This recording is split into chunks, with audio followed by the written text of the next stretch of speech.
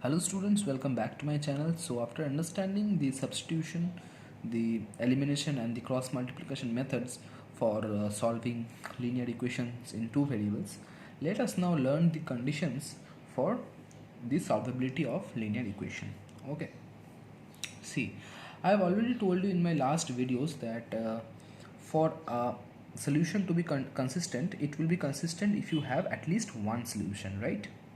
So if you have not seen my videos on this topic, so make sure you watch every videos in the playlist. Okay, so I've already discussed the consistency and inconsistency of a reaction of a equation, sorry. Okay, so here let us see what are the conditions for solving linear equations.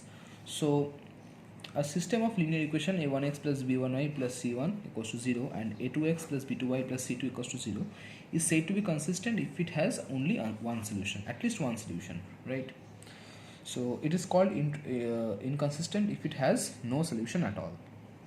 Okay, so there are some conditions for which your solutions, you will have no solutions or you will have inconsistency. Okay, so for inconsistency, your condition is a1 by a2 will be equals to b1 by b2. Okay, but this will not be equal to c1 upon c2. So this is your condition for which your solutions will become inconsistent, means you will have no solution. Okay, so you have to compare the ratio of a1 and a2 with c1 c2 and the ratio of b1 b2 with c1 c2 and see and check whether it is coming equal or not. If it is coming unequal, then you can say your solutions are inconsistent. Okay, for infinite number of solution, you will have all the ratios equal. Okay, so this is your condition for consistency or infinite number of solution. And for unique solution, the ratio of a1 a2 should not be equals to the ratio of b1 b2. So this is your solution, this is your condition for your solution to be unique. Okay, so these are very easy conditions that you can remember. Okay, now let us see homogeneous system of equations. First let us see that what is homogeneous equation basically. So homogeneous equation, say I have two equations, a1x plus b1y equals to 0 and a2x plus b2y equals to 0. So in case of homogeneous equations, you will not have the value of c. Okay, you will not have the c term. Okay, that is in the previous equation we have seen that is a1x plus b1y plus c1. Okay, it equals to 0. So in case of your equations are called homogeneous if you don't have the c term. Okay, so these are your homogeneous equation. Okay, when you have both the terms where you have the variable and right side you have 0, you have no constant terms. Okay, these are called homogeneous equations. Okay, now for in case of homogeneous equation, for unique solution, the same condition is followed, that is a1 upon a2 is not equals to b1 upon b2. Okay, and for infinite solution, the condition is a1 upon a2 is b1 upon b2. Okay, and the most beauty about this homogeneous equation is, in homogeneous equation, your system of equation will always be consistent, means you will have, or at least always you will get at least one solution always. Okay, so your system of equation is always consistent. Okay, so infinite number of solutions, or sorry, no solution or inconsistent solution is not there in case of, it does not exist in case of homogeneous system of equations. Okay, now these are the very basic concepts. Now let us see how to solve problems based on this. So this is the very first problem on this topic. Okay, so your question is, you have to find the value of k, for which they have told that this you have two equations. Let's say it is 1, it is 2. These both have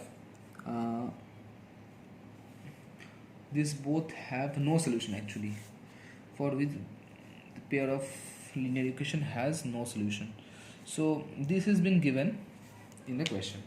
Okay, so I'll first rewrite this. So kx plus 3y minus, if I bring this here, so it will be k minus 2, right, equals to 0. And so I have just written this in the form of a1x plus b1y plus c1 equals to 0 and a2x plus b2y plus c2 equals to 0. Now see, they have told that the solutions are that there will be no solutions, right? So for no solution, what was the condition?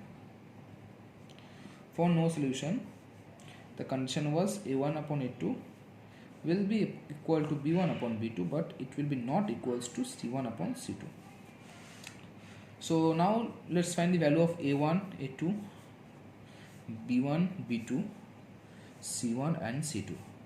So from this equation 1, a1 is k, right, b1 is 3 and c1 is minus k minus 2, right, a2 is 12, b2 is k and c2 is minus k, right. So now let's find the value of a1 upon a2. So it is simple, k upon 12. What is the value of b1 upon b2? It's 3 upon k, and the value of c1 upon c2 is minus k minus 2 upon minus k. Minus k minus 2 upon minus k, right? So now if you put these values over here in this particular condition, so you will get k upon 12 equals to 3 upon k, which is not equals to, I'm just omitting this negative sign, so it's k minus 2 upon k, right? So now you can see that these both are equal, but this is not equal. Okay, and what you need is basically the value of k. So for finding the value of k, I can equate these two because these both are equal in nature. Okay, so I can say therefore k upon 12 is equals to 3 upon k. So if you cross multiply, you will get k square equals to 3 12s are 36. So the value of k is plus minus 6, right? It can be negative, it can be positive. Okay, so you have got the value of k. Now see,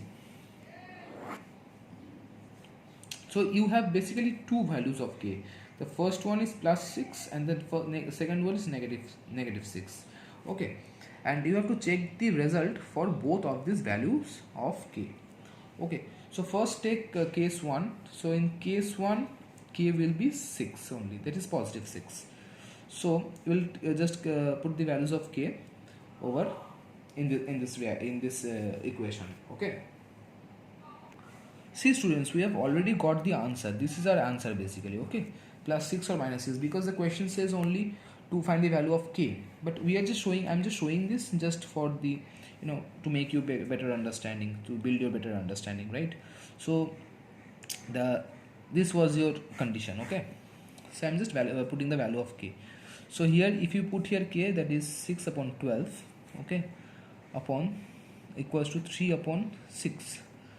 Okay, and here k, that is 6 upon 2 and it's 6. So from here you will get half, here also you will get half, and here you will get 6 minus 2 is 4, that's 4 by 6. So you will get 4 by 6 means 2 upon 3. So you can see these both are same, but these both are equal, but this is not equal. That is a1 by a2 is equals to b1 by b2, but it's not equal to c1 by c2. So this condition is satisfied. So now let us check the second case, that is k equals to minus 6. So just put minus 6 in the value place of k. So you will get minus 6 upon 12 equals to 3 upon minus 6 equals to k is minus 6 minus 2 upon minus 6. Okay, so here you get minus half, here also you will get minus half, and here you will get minus 8 upon minus 6, that is 8 by 6 or 4 by 3. So here also this condition is satisfied. So for equation, for the solution to be for the condition for being a no solution will be a1 by a2 will be equals to b1 by b2, but not equals to c1 by c2. So this is not equal. Okay, so the condition is satisfied. Let us look at the second problem. So this is the second problem where the question is you have to find the value of m and n, and the following equations have infinite number of solutions. Okay, so the condition is given. So let's rewrite these two equations. So the first one will be 3x plus 4y minus 12 equals to 0, and the second term m plus nx 2 m minus ny minus 5m minus 1 equals to 0, right? So these are in the form of a1x plus b1y plus c1 equals to 0 and a2x plus b2y plus c2 equals to 0. So for solutions to be infinite, what was the condition? The condition was a1 upon a2 equals to b1 upon b2 equals to c1 upon c2, right? So you just need to put the values of all these in this equation. So first you will write the values of each a1, a2, b1, b2 and c1, c2 to avoid mistakes. Okay, I'm just doing it directly. So I'm just putting the value of a1, a2, b1, b2, c1, c2 in this. Okay, so it will be 3 upon m plus n equals to 4 upon 2 m minus n, and it's minus 12 upon 5m minus 1, right? So here you can omit this 2 and you can omit this also, right? So you are left with 3 upon m plus n equals to 2 upon m minus n equals to 12 upon 5m minus 1. Fine. Now so you need the value of m and n. So for that you can equate this with this and this with this, right? So therefore I can write 3 upon m plus n is equals to 12 upon 5m minus 1. Okay, and I can also write 2 upon m minus n, that is this and this, is equals to 12 upon 5m minus 1. So you just do the cross multiplication. So you will get, so before doing the cross multiplication you can omit this, it is 4. So just making it simplified is 4 upon 5m minus 1. Now you can do the cross multiplication. So it will be 5m minus 1 equals to 4m plus 4n, right? So 4 you can take it as common, m plus n is equals to 5m minus 1, and here you can omit this, right? So 1 upon m minus n you are getting as 6 upon 5m minus 1. So just do the cross multiplication, then you will have this 6 into m minus n. Okay, so from here you will get the final equation as m minus 4n equals to 1. Okay, so this can be your equation 1, and from here if you do the calculation, just take everything this side and take the 1 in the right side. So the equation you will get is m minus 6n is equals to minus 1. So this is your equation 2. So now I hope you can solve this by the process of elimination of or substitution, whatever you want. So see, you have this term is already same, so I can just eliminate this term, and this is, you just need to subtract, right? So this will be negative, this will be positive, this is negative. So it will be 2n equals to 2. So from here n will be equals to 1, and if you put the value of n in any of the equation, you will get m equals to 5. Okay, so this is your required answer for m and n. So I hope this problem is also clear. Let us check out the last problem on this topic. So this is the third and the last, and probably the last problem on this topic. So This is a very easy one. So you have to find the value of k, for which you have given two equations. So I'm just rewriting this. You have two equations for which the solution is, you have non-zero solution. So you can see here, this both of these equations are what? These are basically homogeneous, right? Because you have no terms of c, that is a constant term, right? So we have already learned that for homogeneous, the solutions will be always consistent, means you will have at least one solution. It can be 2, it can be 3, and it can be infinite number of solutions. Okay, so non-zero means more than 0, that is one, at least one solution. Okay, so what was the condition? The condition was a1 upon a2 equals to b1 upon b2. So you just put the values of a1, a2, b1, b2 in this condition. So you will get 3 upon k equals to 5 upon 10. So it's a very easy one. So k will be 6. Okay, so I hope the concepts are clear on the solvability of linear equations. So I'm now giving some few more problems that you can practice on your home. Okay, you know, these all the questions have been taken from previous year CBSE questions and are very important for your exam, from your exam point of view. Okay, so make sure you practice each and every problems, right? Okay, so this is a problem that you can practice in your home. So let me know the answers in the comment section.